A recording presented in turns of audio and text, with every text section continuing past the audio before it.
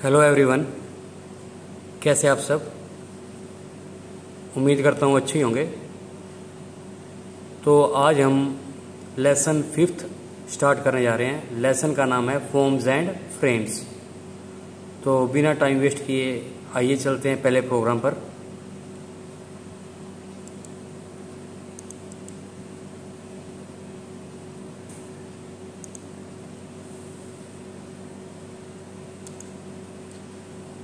ये इसका पहला प्रोग्राम स्क्रीन पे देख रहे हैं, लेकिन प्रोग्राम को समझाने से पहले मैं आपको इसका वेब पेज दिखाना चाहूँगा।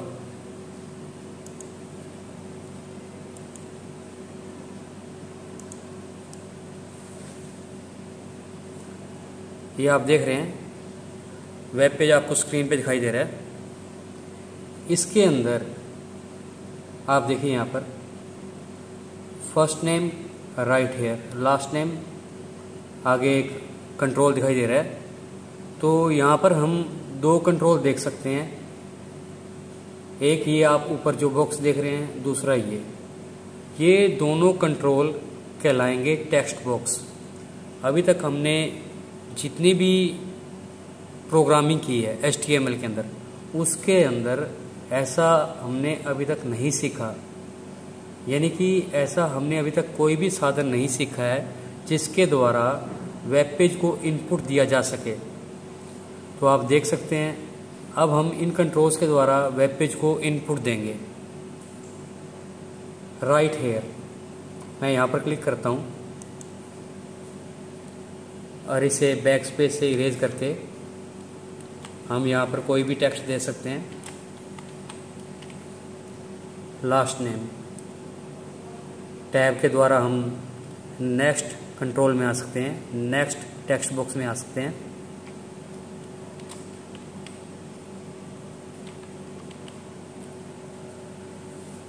तो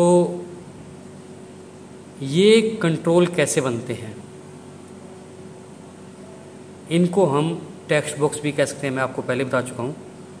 तो दो तो हमारे पास टेक्स्ट बॉक्स हो चुके हैं, और ये जो आप देख रहे हैं फर्स्ट नेम लास्ट नेम, ये भी कंट्रोल ही हैं और इनको हम कहेंगे लेबल। ये भी बताऊंगा कि ये कैसे बने। तो इसका प्रोग्राम देखते हैं हम।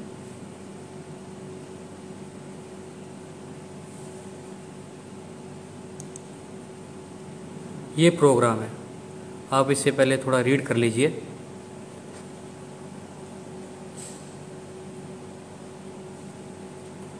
तो देखिए एक बार मैं आपको थोड़ा बताता हूँ। HTML हेड टाइटल तो आप देखते हैं कि हर प्रोग्राम में हम लिखते ही हैं, और बॉडी टैग से बैकग्राउंड कलर रेड आ रहा है और टेक्स्ट वाइट, जैसा कि आप देख सकते हैं बैकग्राउंड रेड और टेक्स्ट वाइट, ये मैंने आपको दिखाया था। तो उसके बाद आगे देखते हैं। नेक्स्ट आपका है फॉर्म टैग। फॉर्म बनाने के लिए एक बार फिर से मैं आपको बता दूं, फॉर्म का प्रयोग वेब पेज को इनपुट देने के लिए किया जाता है। जैसा कि हमने अभी इनपुट दिया था, फर्स्ट नेम लास्ट नेम, वो दोनों इनपुट थे, वेब पेज को इनपुट थे। यानी हम वेब पेज के पास अपनी इंफॉर्मेशन सेंड कर रहे हैं।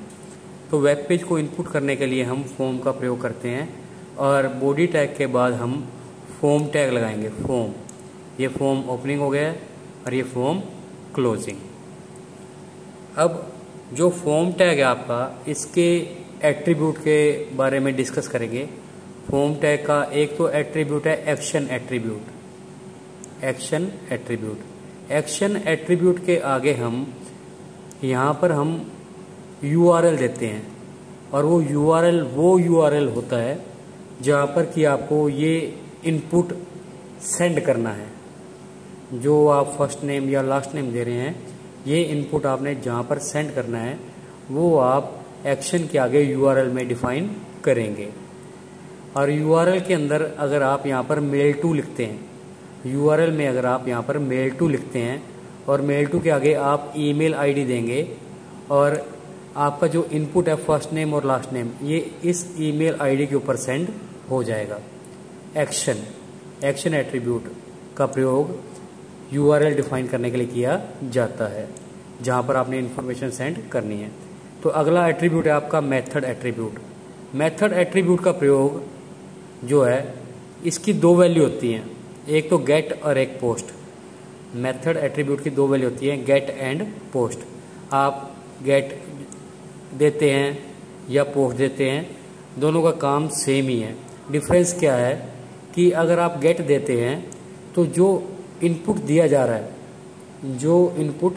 रहा है, जब ये इनपुट सर्वर पे सेंड किया जाएगा तो आपका इनपुट एड्रेस बार में शो करेगा। ये जब हम प्रोग्राम रन करेंगे तो मैं आपको दिखाऊंगा। और आपको एक और बात बता दें कि आप एक्शन और मेथड, ये दोनों एट्रीब्यूट यूज़ किए बिना भी प्रोग्राम बना सकते हैं। हम जैसा कि आगे के प्रोग्राम करेंगे उनमें हम एक्शन और मेथड यूज़ नहीं करेंगे, क्योंकि अभी हम अपने वेब पेज को अपलोड नहीं कर रहे, फॉर्म को अपलोड नहीं कर रहे इंटरनेट पे, इसलिए इन दोनों एट्रीब्यूट्स के बिना भी हम काम चला सकते हैं। तो गेट की दो वैल्यू मैं आपको बता रहा था, मेथड की दो वैल्यू बता रहा था, गेट एंड पोस्ट। तो गेट इसकी बाय डिफ़ॉल्ट वैल्यू है। अगर आप मेथड में मेथड एट्रीब्यूट नहीं देते तो गेट वैल्यू इसकी बाय डिफ़ॉल्ट हो जाती है। आगे देखते हैं। वेब पेज के अंदर आप जैसा देख रहे थे कि टेक्स्ट लिखा हुआ आ रहा था, दिखाता हूँ दोबारा आपको मैं। ये देखिए फर्स्ट नेम, ये टेक्स्ट लिखा हुआ है फर्स्ट नेम, तो ये आपका है लेबल। लेबल कैसे बनता है? लेबल बनाने के लिए लेबल टैग का प्रयोग किया जाता है। लेबल टैग, ये लेबल ओपनिंग हो गया है और ये लेबल क्लोजिंग। लेबल ओपनिंग और लेबल क्लोजिंग के अंदर आप यहाँ पर वो लिखेंगे जो कि आपको वेब पेज के अंदर प्रिंट करना है। तो दो लेबल देख रहे थे हम, एक तो ये रहा लेबल लेबल, और एक ये रहा label, label opening label closing. इसमें हमने लिख दिया फर्स्ट नेम और इसमें हमने लिख दिया लास्ट नेम। अब लेबल के एट्रीब्यूट की अगर हम बात करें तो लेबल का एक एट्रीब्यूट होता है फॉर एट्रीब्यूट। फॉर एट्रीब्यूट के द्वारा हम लेबल का नाम देते हैं। हम जितने भी आगे कंट्रोल बनाएंगे, हर एक कंट्रोल को हमें एक नाम देना है। नाम आप अपनी मर्जी से कुछ भी दे सकते हैं। तो ये जो फर्स्ट लेबल था हमारा फर्स्ट नेम वाला, इस लेबल को हमने नाम दे दिया ABC1, और जो दूसरा लेबल है इसको हमने नाम दे दिया ABC2। तो ये हमारे दो लेबल बन गया है, एक तो ये वाला और एक ये वाला। उसके बाद लेबल बनने के बाद आप देख रहे थे कि टेक्स्ट बॉक्स बने हुए आ रहे थे। पहले लेबल के आगे फर्स्ट नेम के आगे एक टेक्स्ट बॉक्स बना हुआ आया था। तो टेक्स्ट बॉक्स इस टैग से टेक्स्ट बॉक्स बनता है। अब इसके बारे में हम डिस्कस करते हैं, इनपुट के बारे में। इनपुट टैग से हम अकेला टेक्स्ट बॉक्स ही नहीं बनाते, और भी बहुत से कंट्रोल बनाते हैं। वो आगे हम हर एक प्रोग्राम में जैसे जैसे आगे जाएंगे सीखेंगे। तो सबसे पहले हम सीख रहे हैं कि टेक्स्ट बॉक्स कैसे बनता है इनपुट टैग के द्वारा। तो इनपुट टैग, उसके बाद जो टेक्स्ट बॉक्स बनवाया था उसका हम नाम रखेंगे नेम एट्रीब्यूट के द्वारा। और हमने जो फर्स्ट टेक्स्ट बॉक्स बना हुआ आया था उसका नाम रख दिया XYZ1। कोई भी नाम दे सकते हैं, मैं आपको पहले बता चुका हूँ। तो नेम एट्रीब्यूट के द्वारा टेक्स्ट बॉक्स का हमने नाम रखा। उसके बाद अगला एट्रीब्यूट है टाइप एट्रीब्यूट।